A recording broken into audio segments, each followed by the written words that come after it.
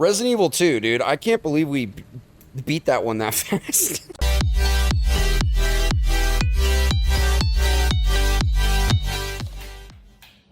No, like the first Resident Evil game, dude, like I felt like we felt that playthrough. Like appropriate. But I think it's because we sat through and played it for long periods of time. Like I think we were doing like 3-4 hour recording sessions with that game. This one we were doing like 2-hour recording sessions maybe, and like broke it up every time. And I mean, the game's not that long to begin with, but I think that's why it didn't feel. Yeah, it really blazed through it. Holy cow. Yeah, man, that's Resident Evil 2, which, dude, honestly, if we go to Resident Evil 3 remake, it's going to be even shorter than this. That kind of caught me off guard a little bit. Like, I told you we were at the end of the game. Damn. Well, shit. I mean, do you have any wrap-up thoughts before we outro this B word? Well, that was a good topic. I think we got pretty much the games that I was. All right, yeah. Let's reestablish what we got. Sure. So we have Resident Evil 2, obviously very prominent How long game. were we going for, by the way? Probably like 40 minutes. Literally 40 minutes. Dude, the last recording session, we should have just beat the game. I forgot that it fucking ended that quickly. I didn't even know. Okay, so we got... truth be told, I did, in fairness, think that both those boss fights were going to take way longer. I did kind of just breeze through them both. Well, no, I did the first one first try, but then the Mr. X fight, I lost, and then I beat him again. But still, I beat them both pretty quickly. You know, not being on a hardcore mode this time around, you're probably a little bit easier of a time than you expected. Much easier, yeah, because fucking Resident Evil 2 on hardcore is so fucking tough, because I think they give you ink ribbons too in hardcore, which I love that. That, like, that in the original Resident Evil game, you don't even play it on hardcore and they make you do that. So I was thinking about doing that with every Resident Evil game, because I think every like remake and like 7, 8, and 9, I think they're all gonna have like hardcore be the mode that has ink ribbons. Okay. So I was like, I think I'm gonna do that with the RE4 remake. I'm gonna do that with the RE3 remake. Because something about having to, like, choose when to save wisely makes it more stressful. Like, there's going to be moments in this playthrough when we go back and watch it where I was just like, dude, I have one ink ribbon and this fucker keeps walking around these halls. I don't know how you know what I'm talking about? Yeah, Which is what makes this game phenomenal, but... No, and that's like an energy that it pulls from the first game. Obviously, the first game... I don't know if on every difficulty it was... You use save ribbons or whatever, ink ribbons. Yeah. Or if it's just hardcore. But yeah, I like that it keeps that like classic energy about it as well. And then it's also like it reminds you of a time that's limited from like the PS1, PS2 era where you have to go to these locations specifically to save, not just like auto save on all the time or anything like that. It feels very of its time, and I don't know, like there's something. Like, when I go back to a PS2 game or, like, a PS1 game, I'm like, oh, shit, like, I have to go to, like, a checkpoint to actually save. Like, it throws me off that I have to manually save a game. Yeah. As opposed to, like, I've been playing a JRPG for a little while now, so now I'm used to the fact that, oh, yeah, like, I have to set up camp and then, like, create, like, a save location. I'm like, oh, that's, I don't know. It's, like, little things you take for granted. But looping back, yeah, 5 games. I don't know if we're in 100% agreement. I think we're more in a line than we're not. Most definitely. I mean, massive survival horror game, extremely important. Like, whether you play the remake or the original, like, both are very good choices. Yeah. Doom 2016? 18? Sure. 16, you're right. Yeah. Okay, yeah, 16. Really good, high-paced, high-action FPS, kind of gets your heart racing, and then it fills out that FPS venue, but it's also in like the safe space of like a single player environment. Total just pinnacle of shooters. Yeah, 100%. I think not in the top 5, but I think maybe top 20. I think you got to throw one of the Call of Duties in there. I know that's crazy because Call of Duty, everyone's shitting on it lately, including me.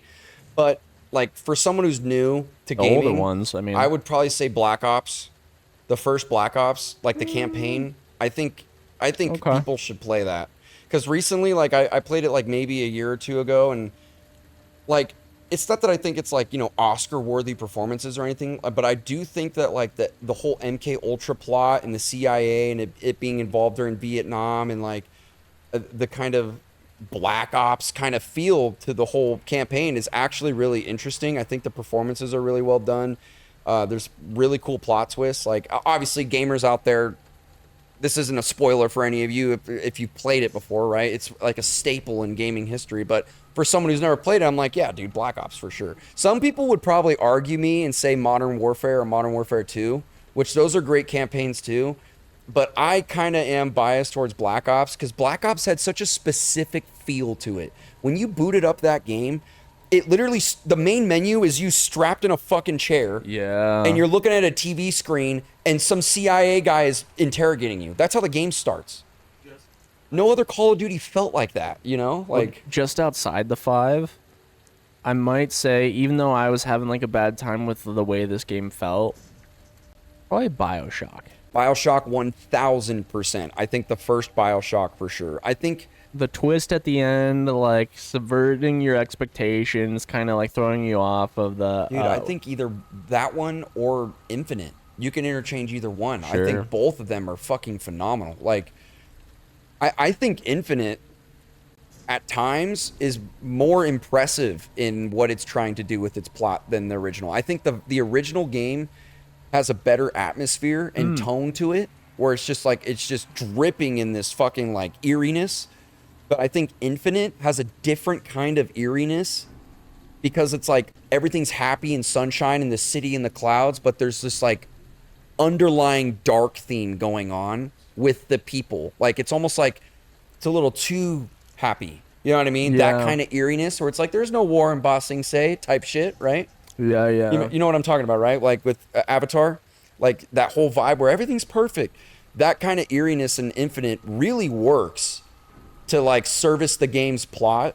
And by the time you get to the end, like, I remember that ending blew my fucking mind when I first played that game. So I totally agree. I think either BioShock or Infinite. I think that's just outside the 5 for me. I would agree, actually, yeah. The third slot, Mario Odyssey. You put me onto the game. I think just having like a good time, good vibes platformer of like one, it introduces you to the platformer genre and just shows you how far like it can go in a creative sense. Like, the game doesn't do like anything that mind-blowing, but what it does like expertly. Each level feels so self-contained in its own vibe and aesthetic, and it's just generally just a fun game. I got one. I think everybody should try Metal Gear Solid. Okay. The first one. It's not my favorite one. I think Metal Gear Solid 3 Snake Eater is the better one. But just a one-stop shop. As far as like the reason I even played 3 was because I loved 1 so much when I first played it, and it was so fucking bizarre and out there. And the game came out in like 98, 99, something like that on the PS1. And I think that, like, besides maybe the first and second Resident Evil games on the PS1, that game still holds up incredibly well. Like, even though it's got this low-grade polygon look to it, though. There's something about that game that is so unique to what it's doing that, like, it's fucking phenomenal. I recommend you play it, dude. Honestly, I think you would really like Metal Gear Solid a lot, actually. Hey, bro, I've been marking off a lot of games on my bucket list lately, especially just because of the streaming game so much. Bro, I do think you got to put, at the tippity top, you got to put Red Dead there. I really think so, man. Oh, well, you told me that is like in winter. I'm like, okay. Oh yeah, like I think 100%. I'm just saying, like, as far as like actually sitting down and getting through a long game, I think your next long game, I think, should be Red Dead 2. But I don't think you should be playing it when you're way too busy and can't actually sit down and play. Like, that's why I said the wintertime. Like, I'm always busy. If you're like, well, I just mean like going out and doing shit, you know, like when most of your free time at home, is going to be just hanging out here. Like, that's when I try to pick up like a game that's really long like that and just fucking lock in on it, because Red Dead 2 is just so good, and I think it really deserves to have your full attention. Like, I can't stop glazing that game. It's so good, dude. Well, the next game that I play is after Breath of Fire for like a full. How are you liking that so far, by the way? We're kind of podcasting at this point. I'm sorry, we didn't realize the game was going to end this early. It's actually, as of right now, and I don't have a big repertoire to like pull from, but as far as JRPGs go, yeah, it might be my favorite JRPG. Wow. Shout out Capcom. Nice. Yeah, Capcom, dude. They're fucking killing it right now. Because, like, the one, I love sprites. Big fan of sprites. And then it intermingles those sprites with, like, the terrain itself being 3D environments that you navigate through. And then the way combat works is, like, it's turn-based. Obviously, JRPGs mostly are. Granted, I haven't played some I haven't touched a Final Fantasy game. I know a lot of you guys would be like, Final Fantasy 7, 6, 8. I'm just like, oh yeah, I haven't played them, sorry. But the way the turn-based combat works is, like, let's say your full party is 6 characters. Mm-hmm. But you have a front 3, and I might have explained this before, and you have a front 3 that's active, that's actually attacking, and you have a back 3 that's, like, in the back, either recovering mana or recovering health or whatever, and they're doing that passively. And then you rotate them out between each turns, but you have, like, basic attacks, which is, like, melee attacks, but you also have, like, magic attacks, which is, like, your fire, your water, your ice, earth moves. But then, depending on how you layer them, so, like, let's say my first person's attack is flare, which is a fire move. My second chick's attack is, like, tornado. Because I did fire into tornado, they combine to like make supernova. So the first one will be flare, but then the second one will, like, stack on top of that and then make like inferno. And I'm like, oh dude, that's fucking sick. And then you can even get, like, so you pair, like, a wind move with an ice move, and for whatever reason it makes a thunderstorm. That's cool though. And I'm just like, you get certain combinations with characters. Dude, that's kind of like when we were playing X-Men Legends. Certain characters, like, if I bounced off one of my super abilities off yours, it combos together to do this, like, and it's specific to, like, what X-Men you're playing. Remember, like if Cyclops, like, I think shoots his laser beam at Wolverine's claws, it'll, like, reflect off his claws and ricochet to another enemy, but it's only specific to those 2 characters. That's what it's sounding like to me. It's like you take 2 characters' abilities and blend them together, and they make a new ability. Exactly. And then, like, there's one move that this chick Ursula does, and she's from, like, the Imperial. She's like, oh, hey, like, I'm kind of like an enemy of an enemy type situation, but my goal at the end of the day is to hand over that guy, which is the main character, because he's like a dragon person, but he's one half. I'm getting into the whole fucking sorry. No, go for it. He's one half of 2 parts of, like, there's the first Emperor, which is, like, a dragon that's in Eternal, but his being is split into a second part, which is you, the main character. So you're one half of the whole. Okay. And she's like, oh, yeah, he's a Dragonborn. We could probably use him for his power for the Imperial army. And then Folu, the... How long is this game? How far into it are you? Like 30 hours. Do you know how long it is? Probably like 45. You said they remade it? Yeah, but it looks better on the PS1 disc. Really? So if you're at all interested, dude, after I'm done, if you want to give it a try, to give it a little spin... You're more than welcome it actually does sound pretty cool. But she's like, hey, like, at my soonest convenience, I'll turn you over to the Emperor right now, bro. Right. And he's like, this dude Cray, that he's like, you know what, you're a real piece of shit, but we need your fucking help. So, but she does, like, an attack that's like Fire Blast, and then if you pair that with the chick that you originally partied with, is Nina. She does, like, a move called Whirlwind, and then, like, together it looks like a final explosion. Nice. And that Vegeta does. I'm like, oh, that shit's hype. That is actually kind of sick. When did it come out? It was on the PS1, so it's gotta be 90s, right? 90. Let's look it up. 8 or 9. Let's look it up. Maybe 2000 even. But funnily enough, while I was streaming, I was going through the SNES catalog on the Switch. Yeah. And I was scrolling down. I found the first one. The first nice. Breath of Fire. I'm like, okay, right on. Whoa. And then, like, the sprites, I'm like, oh, this looks pretty good too. Like, goddamn. Damn, okay. But I want to give Fire Emblem a try. When? Yeah, man. As far as those JRPGs go, while he's looking that up, the one I'm kind of interested in is a buddy gave me this at my last job. Shout out him, dude. His name was David. You're fucking real one. He just showed up and gave me a part for the PS2. Remember I told you that? He gave me that part for the PS2. And then he gave me what was like a double disc PS1 game of Final Fantasy Tactics Final Fantasy 5, which is technically Final Fantasy 2. It gets weird because I think Final Fantasy 1, 2, and 3 were on the NES or SNES, and then like 4, 5, and 6 are remakes of 1, 2, and 3. By the way, April 27th, 2000. Oh damn, 2000. Holy shit. But so 4, 5, and 6 are remakes of 1, 2, and 3. I don't know why they would call them 4, 5. Anyway, so it's like Final Fantasy 4 or 5, and then the one that's on there that I really want to play, which was designed by Akira Toriyama, is Chrono Trigger. Oh, yeah. And that was the one that he gave me because he knew I was a Dragon Ball fan. He's like, you need to play Chrono Trigger. And I was like, really? And he's like, yeah. And I was like, I've heard of Chrono Trigger. Had no idea that, like, the art style and the direction of the characters and all that was done by Akira. I was like, that's fucking awesome, dude. Super Dragon Ball. Yeah, so that's a JRPG that I want to get around to, and I believe it's sprite-based, too. So most definitely. I want to get around to playing that one. But no, dude, Breath of Fire 4 sounds actually fucking sick.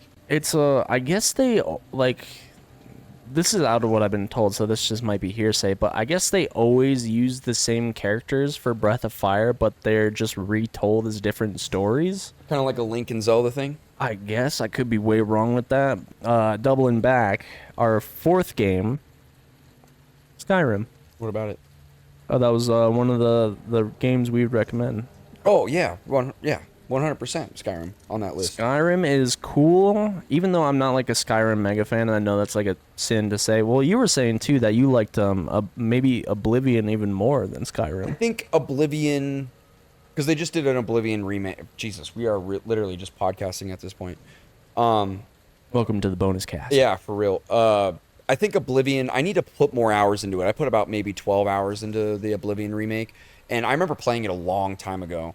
I think Oblivion at some spots is deeper with its like RPG elements and like directions of quests and like different paths, because that's the most interesting part about RPGs in general, right? Is like the different avenues your character can go down. And it's like, hey, well, yeah, you played the game that way, but I played the game this way and ended up here, you know? Okay, and it's well, like way quick different. pause then. Would it then be better to recommend Oblivion, especially now with the remake, as that fourth slot, or maybe Skyrim is a bit more user-friendly? That's what I was about to say, is that I think that Oblivion is more interesting for someone who's looking, like, who's played RPGs before. A little more seasoned. Someone who's never played an RPG before. This might be even crazy, and I might get ripped apart in the comments. If not Skyrim, I might recommend Fallout 4, actually. Because Fallout 4, like, I just recently played Fallout 4, and I think everyone is fucking wrong. I think everyone's wrong about that game. I think it's fucking awesome. I think it's great. I get that people don't like the talking protagonist. I get that it's not as open-ended with its quests as Fallout New Vegas, but the gunplay feels great. The little graphical updates that they did recently with this next-gen patch is great. I think the overall plot is great. I think the DLCs are cool, except for one DLC, which I think kind of... I didn't like how it undermined a certain playthrough. What was that, Nuka World or something like that? Yeah, I think it's a really cool map, and I love the way that looks in all the quests and stuff, but I hate that it almost steers you purposefully to be an evil character, because then it feels like if you were being a good guy the whole time, it's like, fuck you. Like, there isn't, like, really no other option besides kill everyone at the end of that. Spoiler alert, sorry. So Nuka World, I was kind of, like, let down by just because I was like, this is really cool, but, like, as far as, like, different options go, kind of let me down. Unless you were already being a piece of shit character. But I think Fallout 4 is a great entry for someone who's never played RPGs before. It's just a great, like, dip your toe in the water experience where it's like, if you've had a little bit of experience with a first-person shooter before, play Fallout 4. Even though I might agree, like, after I do play, like, Fallout, that, like, Fallout's, like... I know Fallout's an extremely valuable franchise, but being in my 5, though, I would still stick with either Skyrim or Oblivion. I can't just argue that, though. For the fact that I want the taste to be different. And yes, Doom and Fallout are way different games. Yeah, but I see what you're saying. But like I see what you're something saying. that elates that. Well, Skyrim isn't per se dark fantasy. No, but I get what you're saying. I think I actually would agree Like I think if I had to interchange one of them out, or it's like if not Skyrim, like say for example, if this person's like, yeah, I'm looking for like that, like a new experience, but say they don't like fantasy. Yeah. Then I would say, okay, I think Fallout 4. Yeah, I give this shit. Okay, valid. I'd be like, I think that if I'm like, do you like sci-fi? They're like, oh, I love sci-fi. Yeah, I don't know if you've seen this though, but someone is either working on a mod or something like that for Fallout. Yeah, and the original Doom. Yeah. Yes, I did see that of Fallout, Berkeley or whatever Bakersfield. it is. Bakersfield. Yep, it's a complete remake of the very first Fallout game with all of its RPG elements and whatnot, but under the entire engine of the original Doom. Fucking sick, actually. Which is way fucking cool. And I was like, oh, I don't know. I guess you can play like the first third of the game out right now.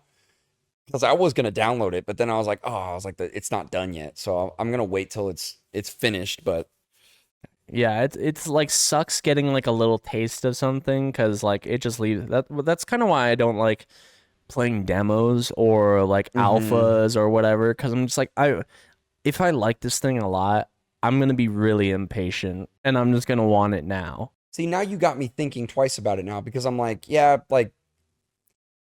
Red Dead 2, I do think everyone should at least try it, but I'm almost more inclined to recommend somebody like Grand Theft Auto 5 first. Just because it's like a better, like... And this is where we really separate, because, yeah. Yeah, I like Red Dead 2 way more than GTA 5, way more. I don't think GTA 5's bad at all. I think it's a solid game. But I do think that GTA 5 might be the better, just be like, oh, you've never played an open world game ever? Like, you got to try a Grand Theft Auto. Play GTA 5. It's the most modern one. It's the most accessible. Its story is enough for you to follow along. If you like GTA 5, you're like, hey, this is solid, then I think you'll love Red Dead 2. You know what I mean? Like, it also depends on what you value out of GTA 5. Yeah, or just like what kind of experience you want. Do you want like a modern day open world, or would you rather play like a cowboy game? If you think a cowboy game's more up your alley, Red Dead 2 all day. Like, but like more specifically, like not every GTA player is the same because like, oh yeah, someone will beat the main campaign. It's like, oh yeah, now I just do heists, or I just I go to the casino, or I got my dog or whatever. I don't know. Yeah. So it depends on what you value from the GTA experience. That after that, yeah, maybe Red Dead 2 would be the follow up, but. Yeah, I mean, generally it depends on what you value, but my fifth slot was Spider-Man 2018, or more affectionately referred to as Spider-Man Peter Parker, because I think having a hero experience is awesome, even though Batman Arkham Knight is my favorite game of all time. You have to play 2 games before you get there, and as much valuable stuff as I think there is in Asylum, I think they're like, to the newcomer, they might not be able to see that maybe, and I think a lot more people are more familiar at this point with Spider-Man, and I think Spider-Man might be a better one-stop shop than Asylum would be for someone that's maybe unacquainted with superheroes. Yeah. I could be wrong though. No, I'm thinking about it. Yeah. Plus the narrative is really good. It's like a really simple to digest game. Like very like it kind of leads you on an emotional scale that you wouldn't expect. Like Asylum doesn't particularly get you emotional, whereas like some of the storytelling and interactions with I'm not trying to change your mind. But I think you're right, because it's just kind of like bumming me out, because the realization of like, yeah, like someone who newer in today, like 2025, might look at something like Asylum and be like, it's kind of old and out of date, which kind of breaks my heart a little bit, because I'm like, where it gets I you to. I think the game's still great. I think that the performances are awesome. I love the atmosphere of Asylum, but I think you're right. I think Spider-Man 2018 has more to offer to someone who's never played a game like that before than Asylum would today. Even though I think Arkham Knight would still offer just as much as 2018, but like you're saying, you kind of need to play Asylum and City to get to Knight. So if you're just going to I think you'd probably go like, oh, you like Spider-Man and Spider-Man 2? Go play Asylum. Like, that's probably what would be the smarter option, is to throw them Spider-Man first. And you're like, oh, you like that? Go play the Arkham games.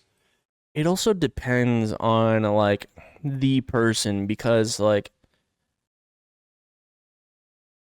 how much you value Asylum and City, and then Yes Night, is enforced and informed by how big of a Batman you are. Like if you do a bunch of extra reading, like every little nugget that you see in Asylum is going to be amplified that much more. Well, I'd beg to differ on that just a little bit, because I wasn't a huge Batman fan when I played Asylum for the first time. Like I liked Batman Begins, and I remember The Dark Knight had just came out or something like that. Like I liked Batman, but I wasn't a huge fan. Playing Asylum made me a big fan of Batman. And I remember watching the animated series as a kid too, so let me backpedal that a little bit. Like it's not like I didn't watch Batman stuff. It's just that I wasn't like crazy, like knew the lore type shit.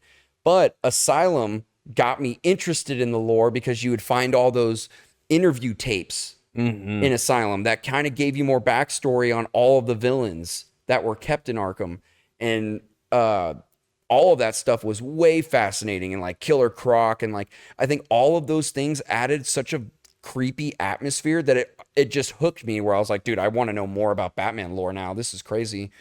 So I think I would beg to differ with that a little bit. I think I think people would still play that game even if they weren't a Batman fan, and I think they would still salvage stuff from that experience, going like, this was fucking cool. I know more about Batman, and this is really cool to learn about. Like, I think that game does have enough to offer there. But as a whole package, like just a whole experience, I hate to say this, but I do think that Spider-Man does offer more as far as just like an entire packaged game. Like Asylum has stuff to do. You find riddles and stuff like that, but it's very linear. It's very just kind of get through, and it's very carried by its combat, which at the time was fucking crazy. Like that combat was never fucking even remotely thought of until Asylum came out. Like that started that combat system. And then like the gargoyle, like stealth system, like if you look at that from the other perspective, dude, I saw a TikTok talking about this, getting a little off topic, but I saw a TikTok talking about this where it's like someone made like a mod where it's like you and your friends are the guards and your Batman is hunting you. And I'm like, that's actually fucking sick. And it from their perspective, they just see Batman take one of his friends out and then go up a vent. And I was like, that's kind of fucking sick. And it made me think of the Predator moments in Asylum like way differently, where I'm like, dude, this is kind of like Dead by Daylight before Dead by Daylight, where you're like looking at everybody, they don't know where you're at, and you're figuring out how to pick them off one by one. Like, well, you're Cody, the killer, dude. I don't know if you remember this, but so cool though. I never looked at it that way, but that's so sick. Batman Arkham Origins had a online multiplayer where I don't remember that. Where you would do just that. Oh, really? Yeah, where you and Robin would fucking hunt these goons, and the goons that were other people online would try to kill Batman and Robin. That's cool as fuck. So, fuck, who was the team? Splash Damage was the team that worked on the online multiplayer for that, and I forgot what they were responsible for. Oh my god, it was like some really random off the... Yeah, but just to kind of put a bow on that point, I think that I think at the time, you know, like all those things were really cool and never really been done before in a Batman game, let alone a superhero game, or even any other game for that matter. I mean, the combat system was just super unique at the time. So that game was kind of really carried by its atmosphere and its gameplay. They didn't expand on those two things until about City, where they started adding more like side quests and made it a little bit more open, made it a little bigger. But then even like we were talking about when we played City, I think people overglazed that game by today's standards, dude, truth be told. Creators of Wolfenstein Enemy Territory and Quake Wars? Oh, okay. Oh, wait, no. Wolfenstein Enemy Territory and Enemy Territory Quake Wars. Those are two separate things. Interesting. Which when I originally was looking... two id Software titles. I guess That's so. interesting. But I was wondering why they worked on Arkham Origins, because I was like looking back. I was like, oh, who developed Arkham Origins? And it was Warner Brothers Montreal and Splash Damage. It's like, who the fuck is Splash Damage? Right. And then that was the whole line of thinking of like, oh, okay, they developed these two games. Why the fuck are they on this game? And it's like, oh, they had a multiplayer. Dude, we gotta play Gotham Knights. I know that's crazy because I know everyone's like, fuck that game. But low key, dude, I want to play it just because it's Court of Owls. I really want to play it because it's that. Okay. Low key. Okay. And I don't, it's not been spoiled for me. It hasn't been spoiled for me. And either. I kind of want to play it. Like, I know the gameplay was kind of mediocre, but I want to give the game a fair chance. Like, I mean, I didn't hate it so bad that I thought it was like I didn't want to play it. Like, I thought it was fine. The problem was if you compare it to Arkham, it's awful. But if you didn't have Arkham to compare it to, I don't think it's that bad. Hard to say. I mean, I guess we'll find out next time on Dragon Ball Z. Let me finish my point though with the Arkham Asylum and City, like introducing that to someone. So with City, we were both talking about how I feel like, oh well, okay. Resident of Welcome back. City, I think people overglazed that game by today. I think that's a rose-tinted lens looking game. Like, I don't think it's a bad game by any stretch of the imagination. I think that it expands on everything I just said about Asylum, right? With the combat and the atmosphere, and then they added this open world, right? I don't need to reiterate myself, but I just think that by today's standards, like, even that game is kind of doing the bare minimum. And even in its story, like, I don't think there's enough going on in City to justify the glaze that it gets today. Like, the only reason it should get the glaze that it gets today is because of what it did at the time. But that's where I would argue that Asylum is better, is because Asylum, it was doing less, but evoked more out of me when I play it. Even to this day, that game had such a vibe to it and an atmosphere that I think even Arkham Knight only gets moments of that. But when Arkham Knight does get those moments, it fucking hits. Like we were talking about with the Man Bat and shit. That stuff is fucking awesome in Arkham Knight.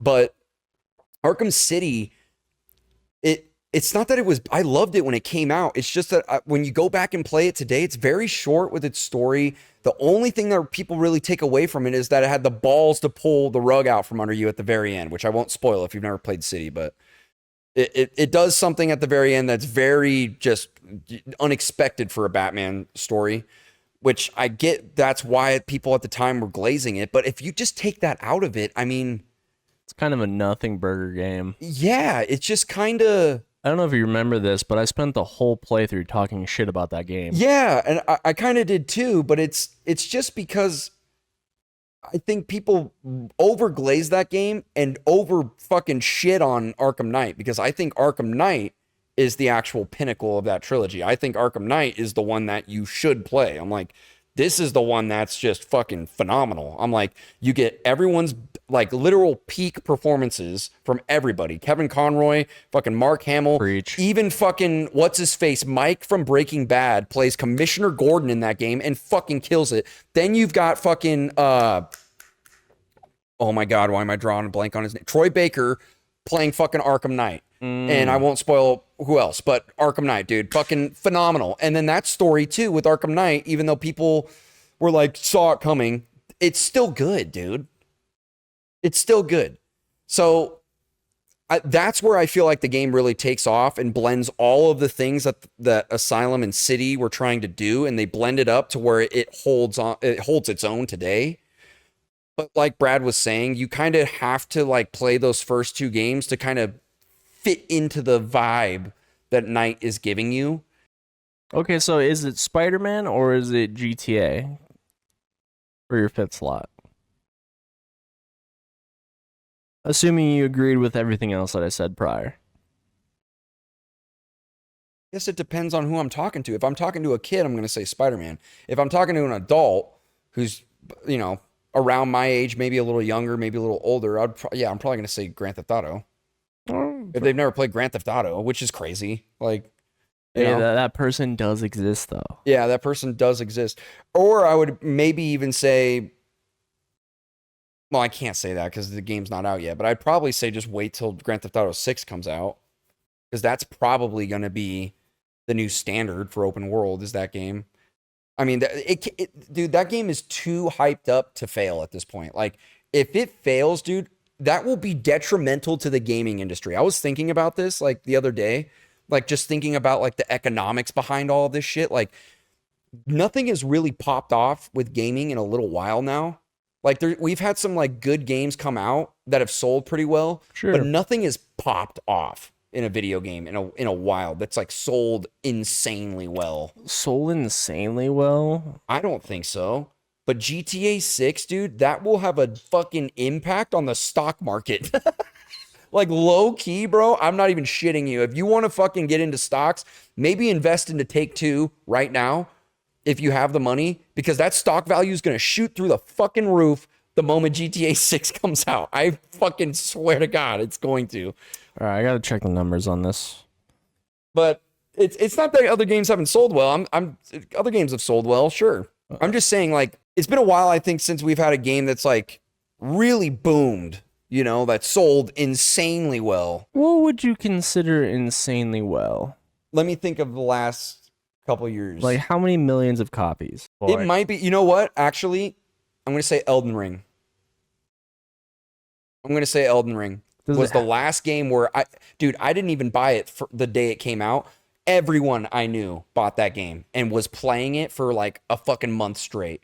And people still play that game. I think that might be the last game that just fucking boomed when it came out. Yeah, like, you might be right. I was gonna say, does it have to be purchased or just played? Like, can it be a free game or no? I was gonna say purchased, because the sales have to be there. So yeah, it's got to be purchased. I mean, you know, Elden Ring. You might be onto something with that one.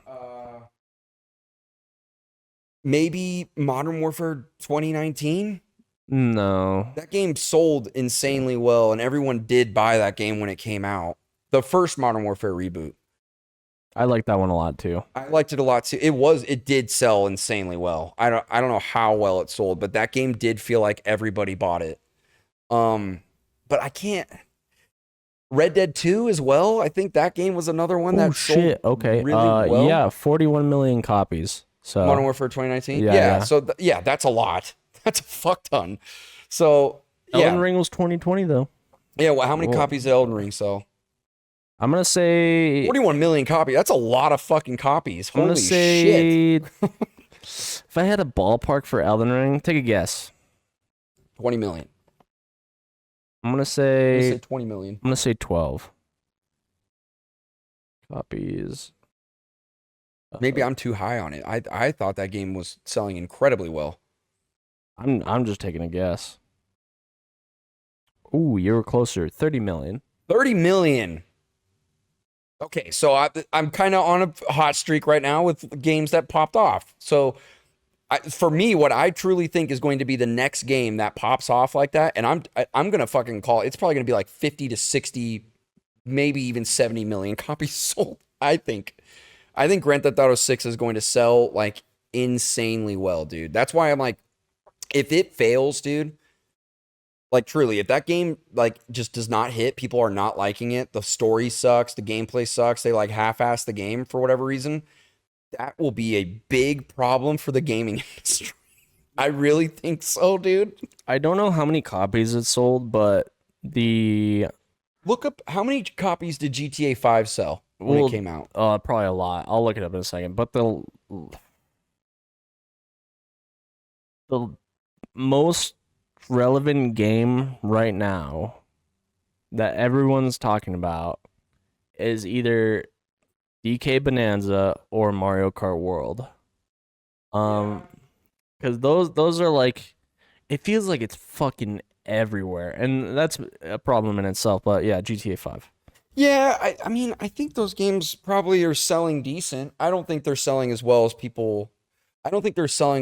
we think, man. But it's literally just the fact that it's literally everywhere. Holy shit. How many copies did GTA 5 sell when it came out? Because we're talking fucking 10, 12 years. So it's probably sold like 140 million copies. First week? Yeah, how many copies did GTA 5 sell in its first week? Yeah.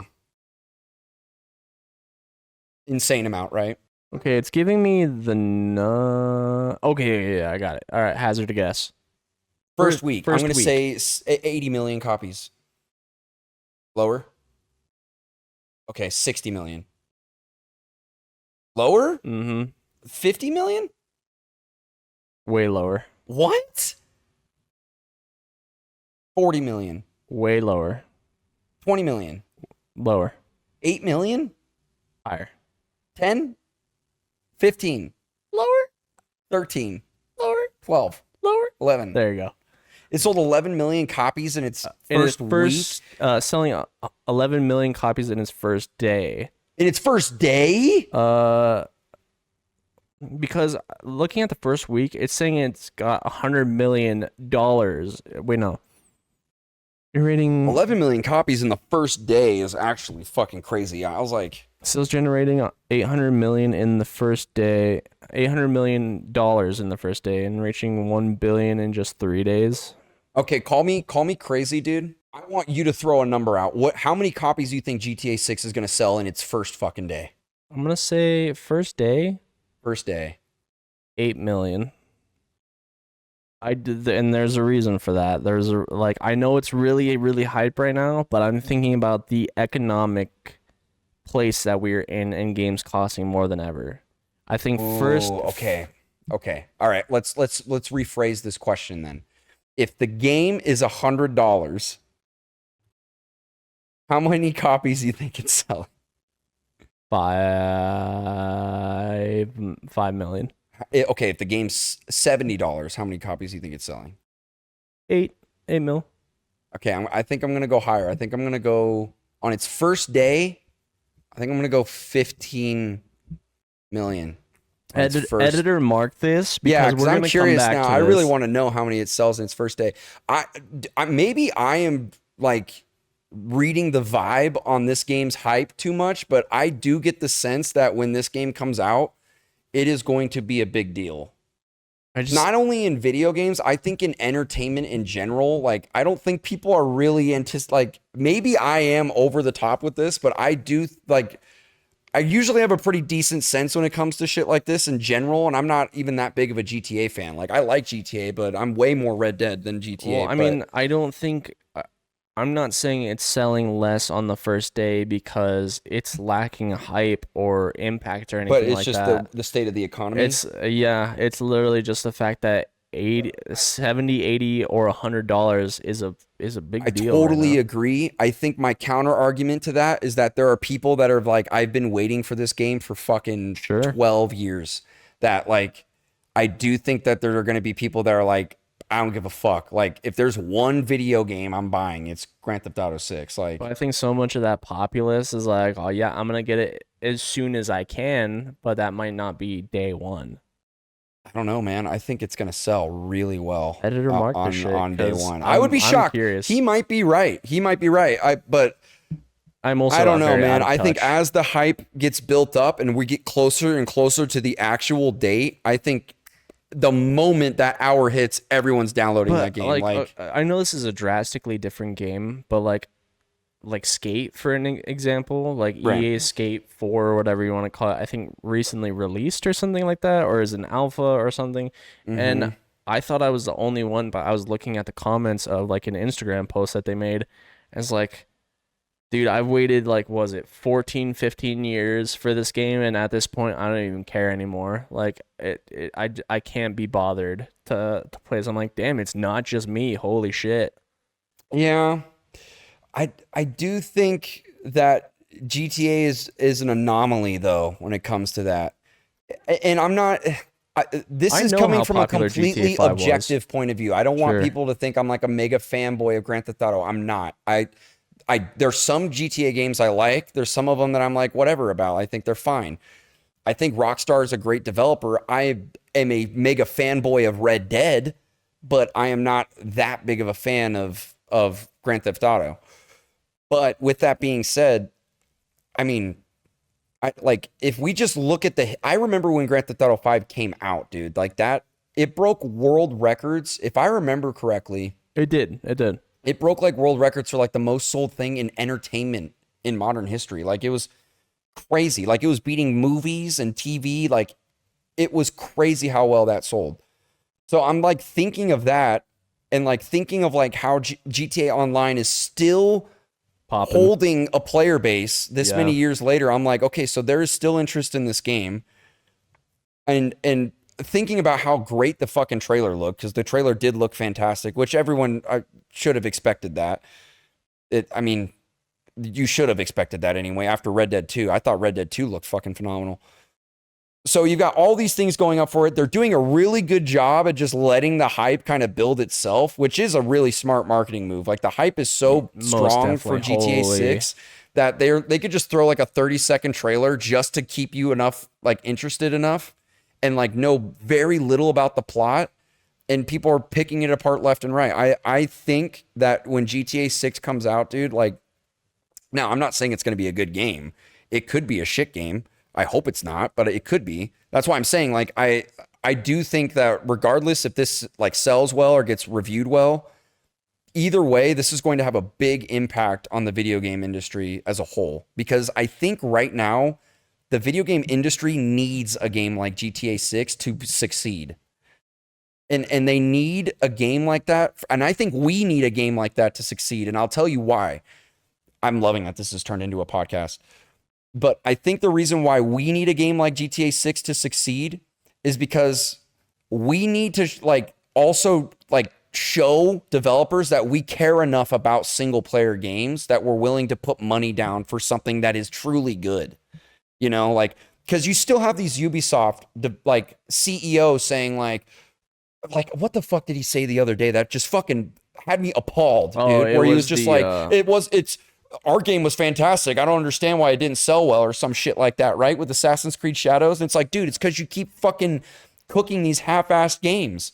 It has nothing to do with the fact that it's a single, or he's talking about Star Wars. Okay. He was talking about Star Wars. He's like, why didn't Star Wars sell well? And he was like, I think fans are just fed up with the IP. They're just not that big a fan of Star Wars anymore. I'm like, it has nothing to do with that. I'm like, yeah, if anything, the furthest away. It has everything to do with the fact that the game was shit. It was fucking half-assed. Well, and this might get me shot at too, because like on stream, I talked about like DEI, which I know is like a very big talking point.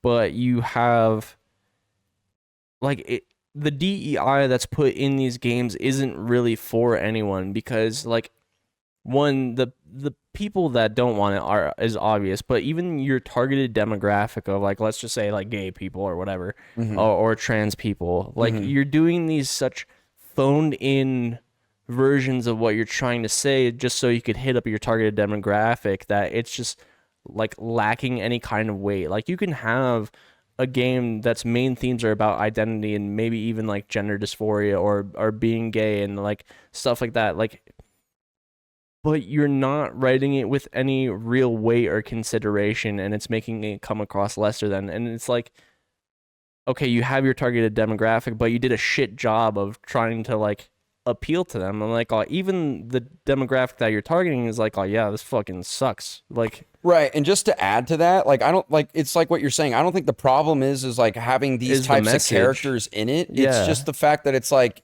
it's so phoned in. The fact that that is the subject matter is the excuse of bad writing. So it's just like, okay, well, you can't say that about that character, because if you say that about that character, then you're labeled as this. And it's like, no, I'm just saying that the writing with these stories that you have with these characters is bad. It's just objectively bad. Like, I don't know if it's Hollywood or if it's, you know, the gaming industry or what. These writers just cannot write good stories or build good characters around these types of characters. Now, is there movies out there that I've seen that have gay people or trans people in it that have good writing? Yeah. I agree. There is movies that have those types of characters in it that I love. But it just seems like with what Ubisoft, like we'll just use them as an example, Ubisoft's doing, it's like they want to spin the narrative to where like that's the problem. It's like gamers don't want to accept this aspect of this game. But then gamers will go like, no, the problem is that the gameplay's half fucking ass, like cooked. You know, where you have animations from 2 games ago. The fucking, you know, quests are just so fetchy that like they have no substance to them at all. It just feels like a chore playing the game. And it's because you guys are cooking a half-assed game. but they don't want to fucking look at themselves in the mirror and be like, we're the problem. They just want to point the finger at the gamers and say, you're the fucking issue. And then they take a look at their stocks and they're like, why is our stock plummeting? I can't remember the exact quote. You know what I'm saying? Because like Ubisoft was, I forget. I forget if it's like a motto of theirs or something like that, but it's like, oh yeah, we at Ubisoft for like the Assassin's Creed games, like hinge on, like realistic sort of events and stuff like that, and being like as historically accurate as we can be. And then later on with Shadows, they're just like, oh, like yeah, we just took some creative liberties. Like who cares about it? I'm like, oh, that's your guys' whole thing with like Assassin's Creed is to be like as close as you can be to the timeline. Like, yeah, you're having your own bit of fun and like interjecting your own things, but it's just like, oh yeah, we're just making up shit. Who cares? And it's just like, oh, well, that's your whole situation. But I never gave that much of a shit about Assassin's Creed, anyways. Right. So like going way back to my point with GTA 6, it's like I think it is a good thing for us gamers to like if the game turns out good. I'm saying. The story's good, graphics good, gameplay's fun. Everything about the game is hitting, right? I think it is important for us that game succeeds and sells well, because I do want the industry to kind of, have that like, oh shit, kind of realization of like people do want to play single player experiences. Now for the GTA Online aspect, that's a whole different story. But I do want the single player experience of that game to come across to developers like, yes, please put your heart and soul into the single player experience. Get good acting, get good writing, tell a story and actually want to tell that story, because we will want to play it if you give a shit about it.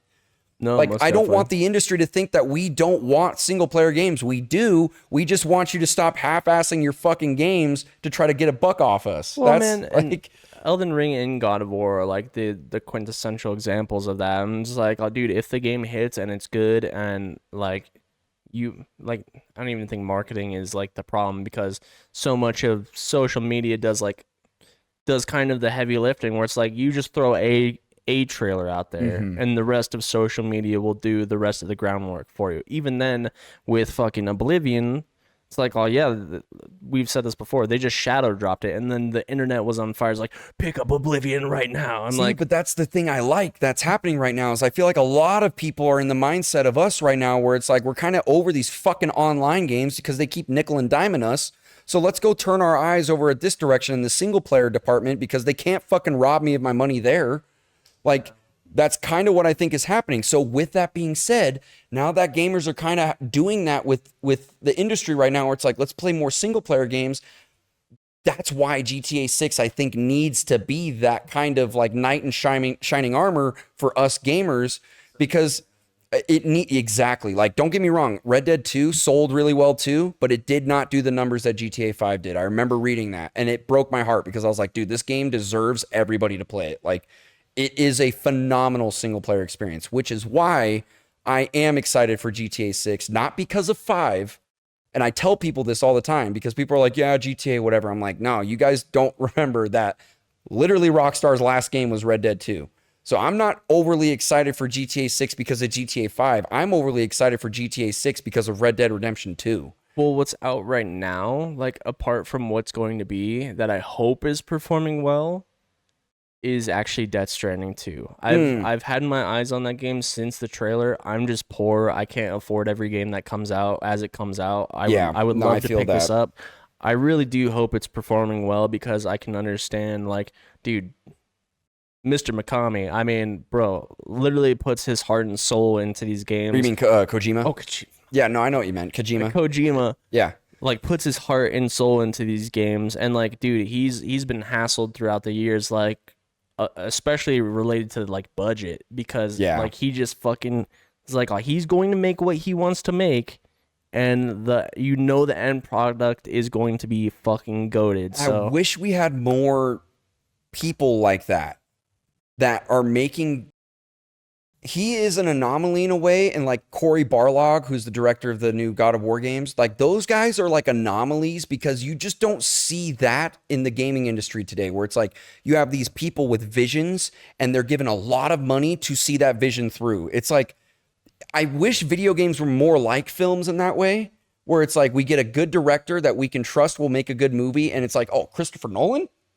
Oh, dude, here, we'll give you a fucking $800 million budget on your next film. Why? Because you're Christopher fucking Nolan. Yeah. I wish that we had that in the gaming industry more. So when we do get these Death Stranding 2s, I'm totally in the same boat with you. I'm like, when we get those, like, cherish that, because like, you know, once he's gone, and like, I don't know if we'll have another Hideo Kojima. You know, I don't know if we'll have another Shinji Mikami or another fucking Cory Barlog, Miyazaki. Like, these people are anomalies when you really think about how many video games come out and like how many of them there are. You know what I mean? These artists that give us these pieces of work that we like really like hold close to our hearts, you know? Like, well, for one, it starts with building your catalog of like, and just, yeah, and it's so weird too, because this is kind of going into like the creative element for everyone, where it's just like, it's very rare, or actually very times often, that the thing that explodes for you and really gets your name out there, it's really rare that that's going to be your best work. Like, oftentimes it's going to be like the thing that was just kind of like a throwaway, like, like whatever, like, let me just throw this out there. And it's like, for some reason, that's the thing that gets traction. I'm like, dude, this is all great. And it's very rare that the thing that you put like the nth level of effort into, where it's just like, dude, I fucking hired excellent voice actors, like the script for this is amazing, like the pacing on this is great, like the world, the aesthetic or whatever. And this is just from like a game point of view, but this could apply to anything. Yeah. But yeah, and it's just making sure your work is to that consistent quality, so that you're ready for when you do get that recognition, that you have this back catalog of consistency and just godlike shit that people can pull from. It's like, oh, this game was great, let me check out the rest of this catalog.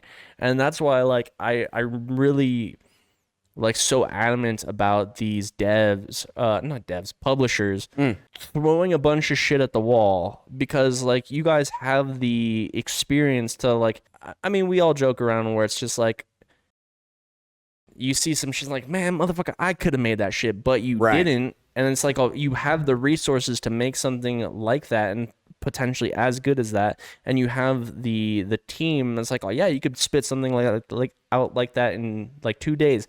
So give these motherfuckers chances to run into the spotlight. And it's like, oh, dude, you got a good idea, let's throw it at the wall. We don't have to give you a massive budget, but just enough to where you can get what you want to get out there. Dude, just to even add to that, I think that applies to entertainment as a whole. I think everybody needs to take a note out of that book of what he just said. Start fucking just throwing shit at the wall and just seeing what sticks. Stop fucking making the umpteenth fucking millionth fucking sequel or reboot of something we've seen over and over and over and over again, dude. Like, start fucking making these oddball movies like The Matrix.